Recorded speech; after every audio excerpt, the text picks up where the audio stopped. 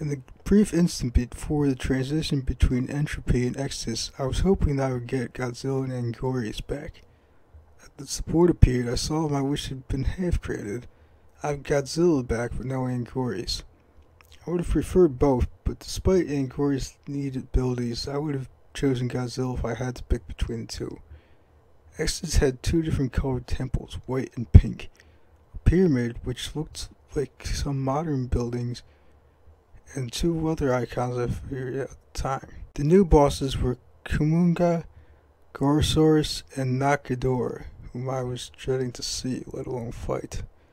With Godzilla back, I was excited again and eager to explore, yet still cautious. I went to the quiz level first, just as before. This time, Face's questions were more random than ever. Do elephants breathe? Answer, yes. Have you ever been beaten by a family member? Answer, no. Have you ever slapped anyone? Answer, no. Is green your favorite color? Answer, no. Is the computer the pinnacle of modern technology? Answer, yes. Are you a tough guy? Answer, yes. Can you fly? Answer, no. Can you stand on your head? Answer, yes. Do you hate raccoons? Answer, no. Do you feel blame? Answer, no. Would you like a new monster? Answer, yes. Will you miss me? Answer, yes. I was happy I was getting a new monster, but that last question bothered me. Will you miss me?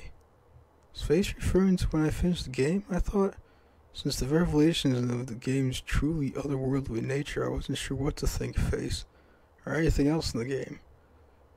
But something about that last statement gave me a genuine feeling of sadness from Face. As I was thinking about this, the game had gone back to the board. I had a new monster, but I had no idea who it was supposed to be. The sprite had a slight resemblance to Rodan, but the head was totally off. Moved this mysterious newcomer to a white temple icon and started the level. When I started the level, this screen appeared with the text "Find the Gem," presumably instructions for beating the level. After that, I got my first look at my new playable monster. A hairy, dark blue creature with bat wings and a skull-like face named Solomon. And I also found out that my path was blocked by a beam of light. A small pillar with a plate on it. I figured that this beam of light was blocking the exit, so I had to find the gem and drop it on the plate to deactivate the beam. How exactly I was going to do that I didn't know. There wasn't anything in the original game requiring you to find an item to beat a level. I have to find out when I had obtained the gem. The only direction I had to go was left, so on I proceeded. Solomon was an interesting monster, to say the least. He was capable of both flight and a heat beam, both of which proved to be very useful. He could also kick and slash with his wings, but he couldn't duck. The White Temple's music was a vocalizing choir, or video game approximation of such. It's hard to describe, but it had a very holy sound to it. It wasn't long before I started running into waves of strange new enemies. They did little to stop me as it just ran past them while slashing and didn't take any damage. There was a pause between each wave of enemies. After you killed about 10, there wouldn't be any for about a minute. Then the next wave would appear. After 5 minutes, I noticed holes in the floor and the ceiling. Guillotine-mouthed creatures were rapidly flying up and down these crevices, so I had to time my jumps carefully, because I didn't know if I'd get another shot at this. Luckily I managed to get through without a scratch. Just lucky, I guess. After that I found myself at the end of the hallway, facing some kind of mini-boss monster. Moved fast and I was some kind of projectile that shot in 4 directions, but I killed it quite easily using Solomon's heat beam. When the battle was over, I had my gem, which was inside the creature's head. I found that I could pick up and hold the gem by walking over to him holding down B. I made the long trek back to the start, deposited the gem to the plate, which deactivated the beam. I left the stage and was shown what was probably the strangest quirk relating to the Solomon monster. Every time you complete a stage or defeat a boss with Solomon, this screen appears. I have no idea what Still the Best 1973 means. Neither the date nor the phrase has any meaning or significance to me that I can think of, and I've spent a lot of time thinking about it. The next level I played was one that I called Bronze Pyramids. I used Godzilla and found he had been leveled up to 12 since I last played as him in Dementia. Bronze Pyramids were fairly normal as far as these levels go, but the visuals were quite interesting, almost unusually colorful and lively. Music had a fittingly Egyptian style to it, slow and mysterious sounding. I strolled through the level fighting off the various enemies. None were too difficult, although the ants could be a pain if you ran into too many at once. My favorite enemy was this giant reptile I encountered halfway through. At the end of the level I came to a giant pyramid, and I engaged in yet another mini-boss fight.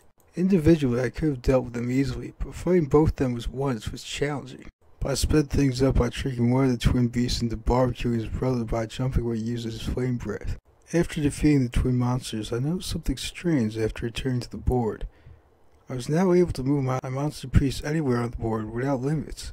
Normally Godzilla could only move 3 spaces each turn, and Mothra could move 5. I wanted to try Solomon out some more, so I moved his piece over to one of the brown pillar-looking icons with the colored dots and started the level. When I got to the level, I then realized what the level icon represented: totem poles. I was greeted by 2 of them right at the beginning. Music had a Native American sound to it. It seemed to be using the same instruments as the Entropy Forest. It was noticeably different, but just as foreboding. I walked around for 3 minutes with nothing else in sight besides the totem poles. Didn't realize until then, but I wasn't expecting another level with nothing alive in it after all the activity and entropy. Walking by all those multicolored faces, this unnerving level left me feeling like I was being watched. Only about 10 minutes after I started Extus, I was already halfway through. Getting back from the totem pole level, I tried out one of the TV screens to see how strange they were this time. Even more strange than before, apparently. Music for this was the Uranus theme. Switched back to Godzilla to play another level. This level was quite a surprise. It was a normal city level. The colors looked gloomy, but even still, this was quite a shock. This was the kind of level I expect to see in a Godzilla game. I was kind of mad I didn't get to play it earlier. The music was the Earth theme. I found it strange the level floating in Godzilla game would show up this late. But there's no point in crying over spilled milk, I suppose. I moved Solomon over to a grayish-green icon, which turned out to be a high-tech laboratory of some sort. Lots of mechanical drones in this level, but Solomon cleared through them just like the White Temple enemies. The music was a gritty, industrial beat. There's also a strange flying cyborg enemy, which is annoying because it can fly away when you jump to attack it. Also of interest were these large stasis tanks holding some kind of monster inside. As you would guess, sometimes the monsters would awaken and shatter through the glass. I tried to get past the stasis tanks as fast as possible, because the monsters inside proved to be vicious little bastards upon release. And at the end of the level was an elevator, which I used to go down to the bottom level where the exit was. Along the way I was shot at by security drones. I couldn't leave the elevator, so my only defense was the heat beam. The last level was this simple thing I called the Heart Temple for obvious reasons. Nothing but a big hallway flowing with enemies shaped like human hearts.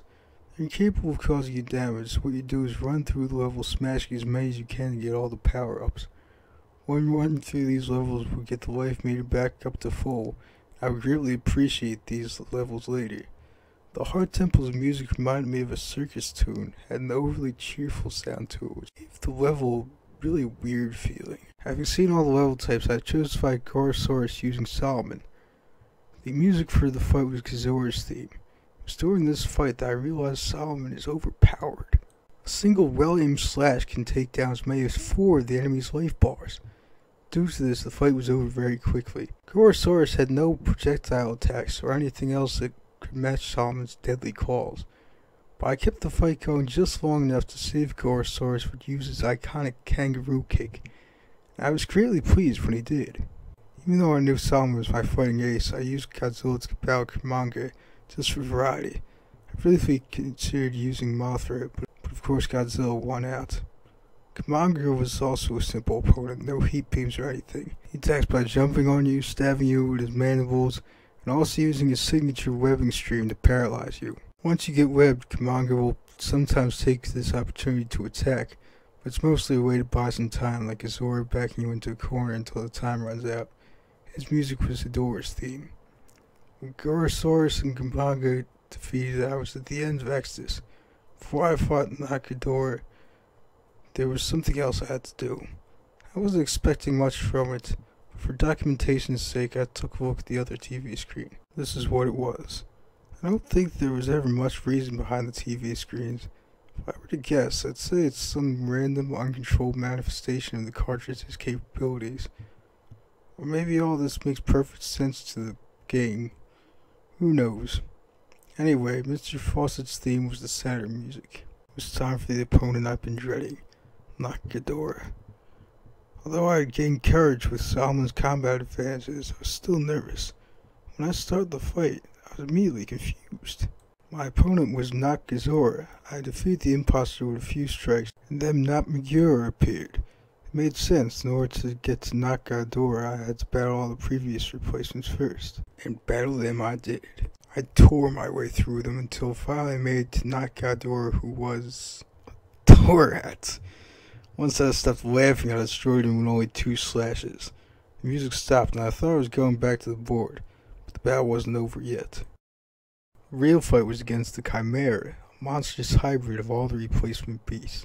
This was by far the most difficult boss yet. Every attack of his would cut down whole life bars per use, while attacks against him were greatly weakened. Solomon's slash, for example, was now lucky to take away 1/2 of a life bar. During this battle, I gained a great appreciation for 2 things: the boss fight time limit and the heart temple. Had it not been for those things, I might never have beaten this boss. To take down this behemoth, I came up with a strategy. I would switch between Godzilla and Solomon.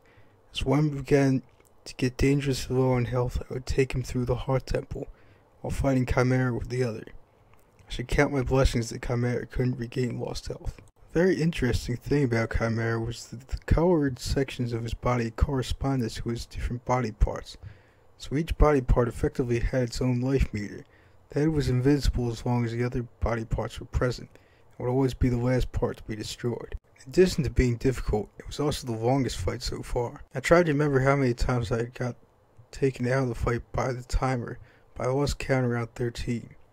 Eventually I destroyed all the components but the head, which flew around on its own at incredible speed. Chimera fought well, but I was extremely determined, and once he was reduced to a head, he no longer had the power to defeat Solomon. I heat beamed him into oblivion, and then Chimera was no more. I was exhausted after that drawn-out fight, and worried that might affect my performance in the end-world chase level. The headquarters icon was replaced, but not with the Hellbeast face. Instead, it was a crucifix. I was completely stunned. I wasn't excited about seeing the Hellbeast icon again, but if there was only one good thing about those levels, it was that they were predictable. I had a basic idea of what to expect. But now, here I was at the end, and the icon was completely different. What did it mean? Why a crucifix? It made me very uneasy. I attempted to start the level with Solomon, but couldn't.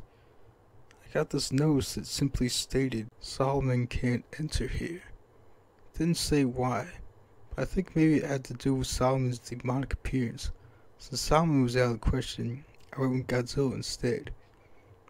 Once I saw the level, the crucifix made sense. The level was a graveyard. I was still on edge, thinking this was some kind of trick. Last level always involved running from the demonic beast, and I wasn't going to be fooled into thinking this world would be any different. So I started out running, but after a minute without an interruption, I slowed down. It was during this time that the music caught my attention. I knew it sounded familiar when I first heard it, but it took a while before I realized what it was. An 8-bit rendition of Prayer for Peace from the first Godzilla film. Very sad, powerful song, even in this form. After 2 minutes into the level, I encountered something I wasn't sure how to react to. My first instinct was to run, but this blue statuesque being simply floated in place. I felt compelled just to stare at it for a time. Since this was a grave and was floating over a chapel, I guess that this was some kind of angel watching over the deceased. It gave me a strange but warm feeling. I wouldn't say happy, but I felt I was at peace somehow. I'd never seen this being before. It seemed very familiar to me. Just as I was going to leave, the Hell Beast appeared, and its presence warped the music into a terrifying, discordant screeching and transformed the level, desecrating the tombstones as a new ground appeared, comprised of blood-soaked bodies. I could feel my heart now beating out of control. I had no chance of escaping the monster that close. It lunged for the kill, but the angel got its way. The demon roared and started clawing through the angel's leg, and tears of blood streamed from its eyes. I wanted to save the angel, but there was nothing I could do. I had to honor its sacrifice and run. So I ran through the hellish landscape as fast as I could. The beast soon caught up with me, still swallowing the body of the angel, whose legs he had torn off. And this sight made my terror change to anger. I now found myself hating this horrible monster. There was no doubt in my mind that it was pure evil, and I wanted it to die. When I got to the end, I remembered how to respond to my insult and trance. I spoke to it to myself, and I said, "You're going to pay." And this was its response.